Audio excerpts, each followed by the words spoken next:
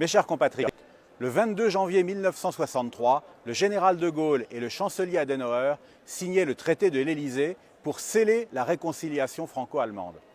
Tout juste 56 ans plus tard, Emmanuel Macron et Angela Merkel veulent imiter ces deux géants en signant le 22 janvier 2019 un nouveau traité franco-allemand. Mais Macron n'est pas de Gaulle. Bien loin d'approfondir l'œuvre du grand général, comme il voudrait nous le faire croire, le petit Jupiter trahit son héritage. Le traité de l'Élysée établissait une coopération culturelle respectueuse des identités et des souverainetés de la France et de l'Allemagne.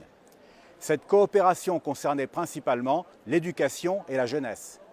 Elle a notamment débouché sur la création des lycées franco-allemands qui ont fait davantage pour restaurer l'amitié franco-allemande que bien des discours officiels. Le traité de 2019 réalise au contraire une inféodation de la France à l'Allemagne et aussi à l'Union européenne, ce qui est la même chose car c'est l'Allemagne qui dirige l'Union européenne.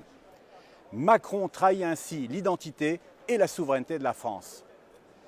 Macron a l'air de croire qu'on pourrait fusionner l'Allemagne et la France en un seul peuple. C'est bien une idée d'énarque coupée des réalités. La preuve, dans le traité de 2019, il ne se contente plus d'une simple coopération. Il réclame une véritable convergence des deux pays dans tous les domaines, économique, fiscal, social, juridique, sécuritaire et même militaire. Et il crée dans le traité toute une série de conseils qui permettront aux deux États de prendre des décisions en commun. Un conseil franco-allemand de défense et de sécurité, un comité de coopération transfrontalière et un conseil franco-allemand d'experts économiques.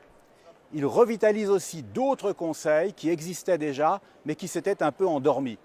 Le conseil des ministres franco-allemands et le conseil économique et financier franco-allemand. Macron accepte même qu'un ministre allemand participe au conseil des ministres français. Mais le plus beau symbole de sa trahison concerne la place de la France dans l'Organisation des Nations Unies. L'article 8 du traité affirme que la France agira en étroite coopération avec l'Allemagne dans tous les organes de l'ONU pour, je cite, « aboutir à une position unifiée de l'Union européenne en leur sein ». En clair, Macron s'engage pratiquement à renoncer à toute prise de position indépendante en matière d'affaires étrangères. L'inféodation de la France à l'Allemagne et à l'Union européenne est ainsi programmée.